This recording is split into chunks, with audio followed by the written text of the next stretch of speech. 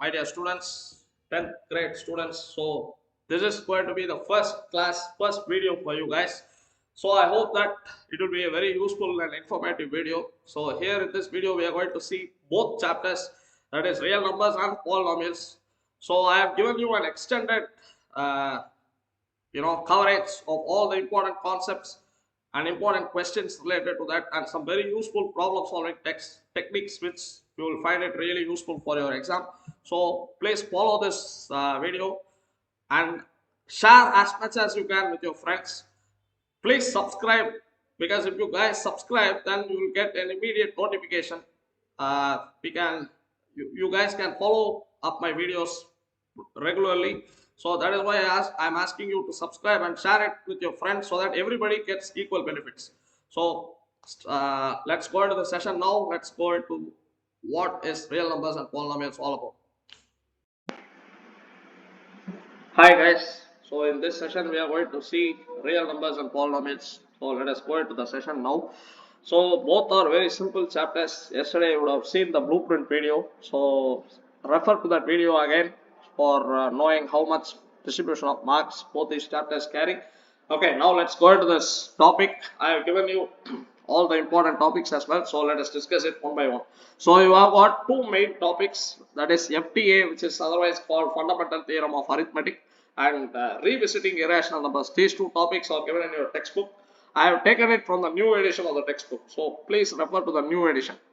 Most of the people will be having their old edition book. So please refer to the new edition, which will be available online. Or if you are having new edition book, you can use that. So now let us see the conceptual notes of it. So FTA, as I told you, it is fundamental theorem of arithmetic. The statement is every composite number can be expressed as a product of prime numbers. Composite number means any number other than the prime number. I mean any integer, positive integer other than the prime number. So let us take an example. 6. It is a composite number which can be expressed as a product of two prime numbers. Here you can see 2 into 3, 2 or more prime numbers. So 35, like that. So 35 can be expressed as 5 into 7. So again 5 and 7 are prime numbers. So 40 from the prime factorization method, if you do, it is 2 cube into 5.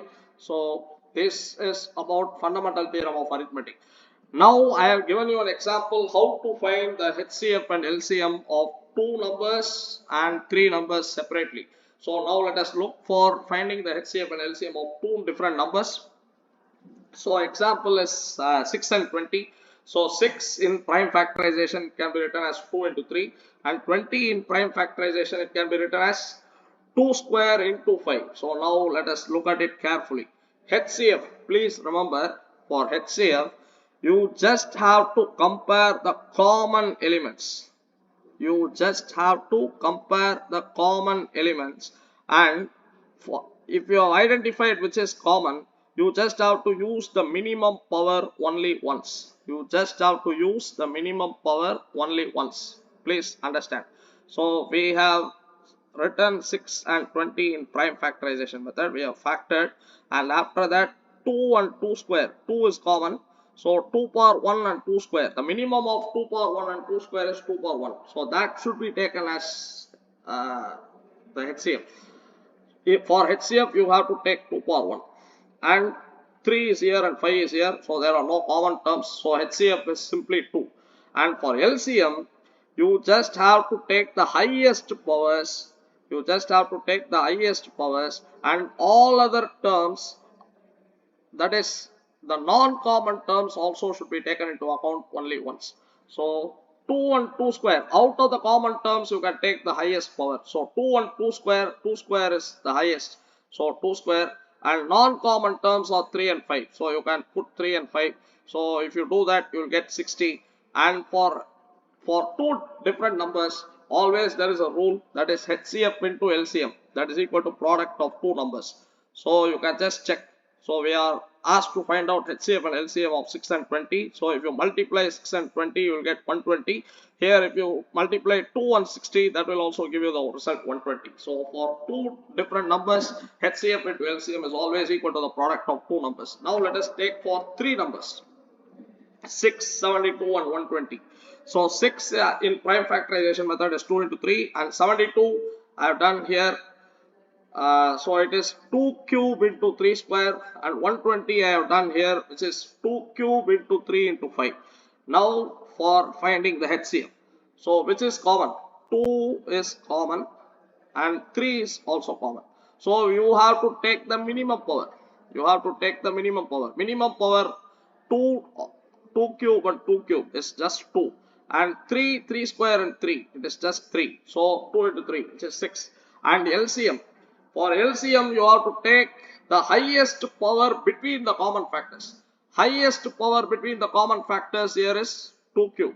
And for 3, it is 3 square. So 2 cube into 3 square. And apart from the common factors, you will have to do all the non-common factors only once. So here it's 5. So 5 is not present anywhere. So put just 5 and then multiply it, you will get 360. Always note, HCF into LCM is not equal to the product of 3 numbers. HCF into LCM is equal to the product of 2 numbers. That is when 2 numbers are given. But when 3 numbers are given, this is not valid. So HCF into LCM is not equal to product of 3 numbers. So I have given you some interesting applications of HCF and LCM. This is from your textbook. This is the data taken from your textbook. So for your easy understanding, I have just given. If some sweet sums are given, Kaju burfis, Badam burfis, and any kind of sweet sums or army contingent, if it comes in your question, then you have to mentally prepare yourself to take the HCF. And for questions like circular path around the sports field, or after how many minutes will the bells ring together, or when will 3 persons meet again, if those kind of questions come, mentally you have to be prepared to take the LCM. Suppose in your exam, if you are really confused which one to take, whether to take the HCF or whether to take the LCM, if it is for a 2 mark, 3 mark or a higher mark question, then it is better if you find both the values, HCF and also LCM. So suppose because you may be getting step marks, and if the actual answer is to find the LCM, you would have found out both, so you would be given at least some proportionate marks. If you are very lucky, you might get even full marks for that. So it depends on your luck. So for this kind of questions, HCF should be found out. That is for sweet sums or army contingent, HCF should be found out. And for meeting time, or how many minutes will the bells ring together, or circular path around the sports field, for these kind of questions, the LCM should be taken. If you have forgotten which one to choose, I am telling you an alternate way. That is for higher marks, 2 marks, 3 marks and 4 marks. It is better if you find both HCF and LCM, so that even if you forget, you have a chance to at least get some step marks proportionately. Okay, now let us see that's it with regards to fundamental theorem of arithmetic. And now we will go to the next important topic, that is important properties of rational and irrational numbers. So you just have to know the properties. If you know the properties, then it will be very easy for you to solve the questions. So rational plus irrational is always irrational. I have given you an example. 5 plus root 3 is always going to be irrational number. Rational minus irrational, this will be useful for your 4 marks problem solving. I mean for higher marks, 3 marks or 5 marks, or in case of MCQ also. MCQ also it will be very, very useful. Rational minus irrational is always going to be an irrational number. Example 3 minus root 2. Rational into irrational, it's always irrational. Example 4 root 5. Rational divided by irrational, it's always going to be irrational. Example 2 divided by root 3. Now this is rational. One is rational number, another one is irrational number. The product side, anyway, it is going to be an irrational number. So now let us see for when you add or subtract or multiply or divide two irrational numbers, what is going to be the end result? So irrational plus irrational, it's always irrational. So example root 2 plus root 3. Irrational minus irrational is always irrational. Example root 3 minus root 2. Irrational into irrational. So here I have two kinds of options are possible. That is, one is irrational number. Example, I have given root 2 into root 3, which is root 6, which is an irrational number. Or rational number can also be possible. Or irrational into irrational. Example, root 2 into root 2, that is 2. Similarly, irrational divided by irrational, the answer is irrational. Example root 2 by root 3, or it can also be a rational number. Example root 2 divided by root 2. So like this you have to be just careful. For the 7th and 8th alone there can be two different answers, but for the properties 1 to 6 the end result is always going to be rational. Okay. I hope all these things are very useful for you. Next we will go to proof. How to prove that how to prove irrationality between numbers. Prove that I have given three examples. I have used simple techniques to solve these answers so that it will be very easy for you to in your exam. So first case is prove that root 3 is irrational. Second question is prove that 2 minus root 3 is irrational.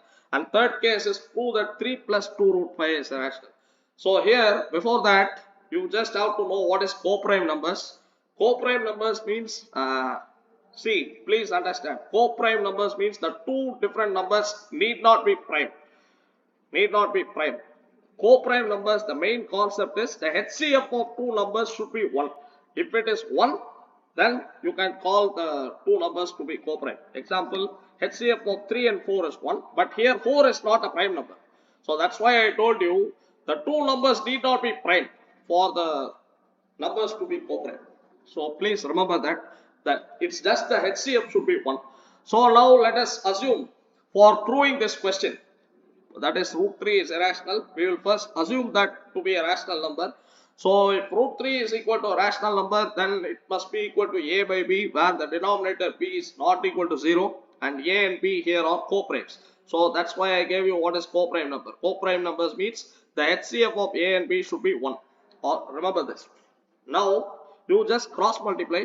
If you cross multiply this, you get root 3b equal to a, and then you square it. If you square root 3 on squaring gets 3 and b square equal to a square. 3b square equal to a square. From this step you can conclude that a square is always divisible by 3. And if a square is always divisible by 3, then a should be always divisible by 3.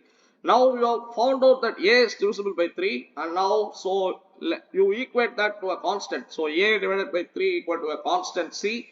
You cross multiply again. So a is equal to 3c. Substitute this value in this equation. So if you substitute this value in this equation, you will be getting 3b square equal to 9c square, because 3c whole square will be 9c square, and b square becomes 3c square. So which means b square is always divisible by 3, and if b square is always divisible by 3, b is gonna be divisible by 3. Now what is the implication? You have now found out that a is also divisible by 3 and b is also divisible by 3, which means the HCF of a and b is 3 from this condition. But what is your actual condition? Your HCF of a and b should be 1, because a and b are already co-prime numbers. So that means what? So this is just a contradiction. So that's what we have written here. Both a and b are co-primes, that is HCF is 1. Now a and b here are divisible by 3, which means HCF is equal to 3. So this is a contradiction. If this is a contradiction, then our assumption itself is wrong. What did we assume? Root 3 is rational, we assume. That itself is wrong. Hence root 3 becomes an irrational number. So this is how we will have to prove it. So for solving b, that is 2 minus root 3 is irrational, repeat these steps. Step 1, prove that root 3 is irrational. We just now did, and you guys have understood very well how to do it. And step 2, use this property, that is rational minus irrational. It's always going to be irrational. So that's it, the sum is solved. So rational minus irrational, if it is going to be irrational, then which means 2 minus root 3 is always going to be irrational number. So this is how you will have to solve it. Similarly, you will have to do for the C part also. So C part is 3 plus 2 root 5 is irrational. So here, first prove root 5 is irrational using the same steps that we repeated for root 3. So the same steps will come, like root 5 equal to a by b, denominator b is not equal to 0, a and b are co-primes, cross multiplying, squaring, and then proving that a square is divisible by 5. So a is also divisible by 5, and assuming that to be a constant and substituting the value. So you will also get b square is divisible by 5, which means b is also divisible by 5. So that means both a and b are divisible by 5, but the HCF should be 1. Now the HCF becomes 5, so which is a contradiction. So that means root 5 is always going to be an irrational number. Our assumption itself is wrong. What did we assume?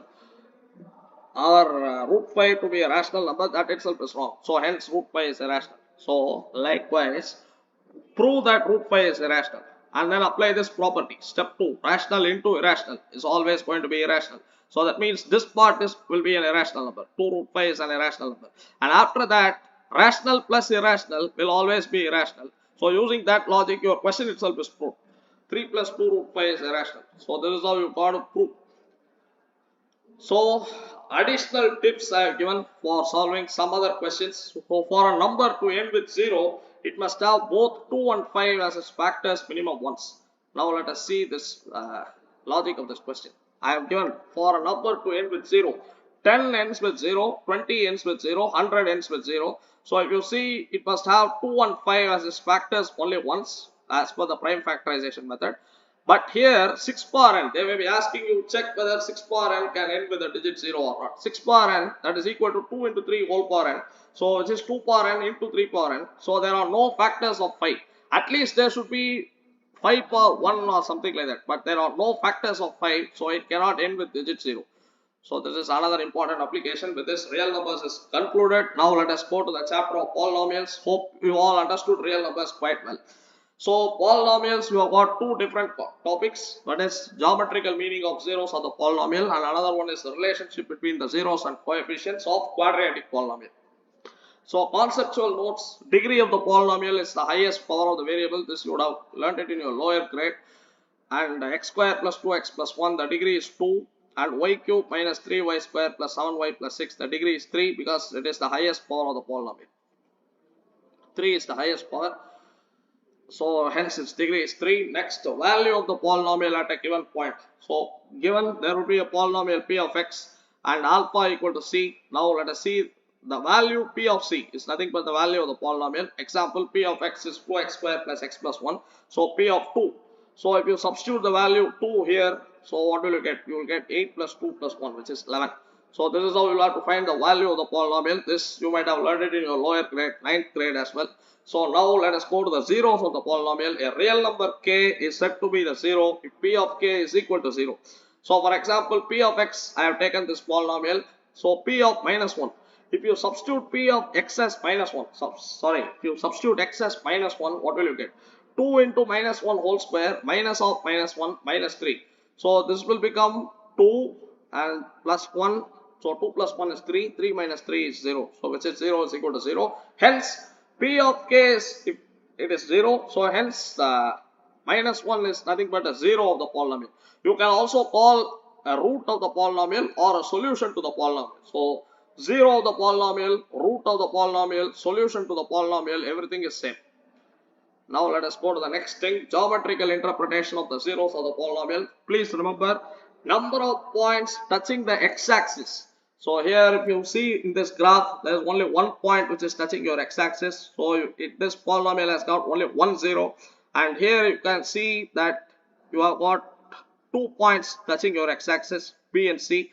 So hence there are 2 zeros of this polynomial.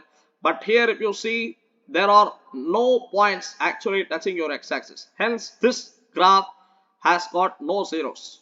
So this is how you have to interpret. And relationship between the zeros and coefficients, alpha plus beta is minus b by a and alpha beta is c by a. So this is for a quadratic polynomial. And a quadratic polynomial is represented by ax square plus bx plus c. Please remember that also. So formation of a quadratic polynomial if alpha and beta are given. So if alpha and beta, the zeros are already given, so how do you find a polynomial then? So that is nothing but alpha plus beta is sum, and alpha beta is nothing but the product. So the polynomial now becomes x square minus sx plus b. Okay. Now after that, I have solved an example. Verify the relationship. I have taken the same example. 2x square minus x minus 3 equal to 0, and with this we can verify. We can find the zeros first and then we will verify. So for finding the zeros by factorization method, I have written the steps for factorization. So coefficient of x here is minus 1. Should always be split into two parts such that the sum is always going to be the coefficient of x. So it's going to be, sum is always going to be the coefficient of x, which is minus 1, and product is the coefficient of x square multiplied by the constant term. Coefficient of x square here is 2 and constant term is minus 3. So the product of the two terms, splitted terms, it should be minus 6. So you have to split minus 1 into two parts such that the sum is minus 1 and product is minus 6, out of which 2 and minus 3 are the only possible terms, because 2 plus minus 3 gives you minus 1 and 2 into minus 3 gives you minus 6. So I have just written it here, 2x square plus 2x minus 3x minus 3 equal to 0. So now here from the first two terms 2x is common, so you will get x plus 1, and from the next two terms minus 3 is common, you will get x plus 1. So out of these two x plus 1 is common, so x plus 1 into 2x minus 3 equal to 0, which gives you x is equal to minus 1 and which is 1 0, which is alpha, and x is equal to 3 by 2, so that is another 0, which is beta. Now we will have to verify. We have found out the zeros. Now we will have to do verification. So as I told you, a quadratic polynomial is ax square plus bx plus c equal to 0. So now a, if you compare, you get 2 and b is minus 1 and c is minus 3. So alpha plus beta, that is, I have written the value which we have already found out. So minus 1 plus 3 by 2, that will give you half, which is nothing but minus b by a, because b is minus 1. So minus b by a will become half. So it is verified, and alpha beta is nothing but c by a. So alpha beta is minus 1 into 3 by 2, which is minus 3 by 2, which is nothing but c by a. So this is how you just have to verify the roots and things. And for additional problem solving techniques, I have given you some important methods, tricks. 1 by alpha plus 1 by beta. On taking the LCM, you will get this value alpha plus beta by alpha beta. Alpha square plus beta square, which is nothing but alpha plus beta whole square minus 2 alpha beta. See, these formulas are taken from the algebraic identities that you have learnt it in your lower grade. And alpha square beta plus beta square alpha. So here if you see alpha beta is common, so you are taking alpha beta common, you will get alpha plus beta. And alpha cube plus beta cube, which is nothing but a cube plus b cube formula, which is a plus b into a square minus ab plus b square. So we have used that identity. Alpha plus beta into alpha square minus alpha beta plus beta square. And alpha cube minus beta cube is alpha minus beta into alpha square plus alpha beta plus beta square. And always remember that irrational roots always occur in pairs. So for example, if 2 plus root 3 is a root of the quadratic equation, then 2 minus root 3 should be the other root of the quadratic equation.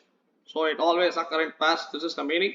And in the last page, I have given you questions, important questions in both real numbers and polynomials.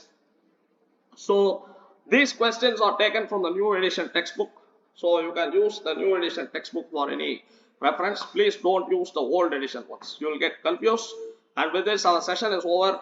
I hope that you guys are able to understand thoroughly the concept of both these chapters. So now let us take more chapters in the subsequent days to come. All the very best to you guys.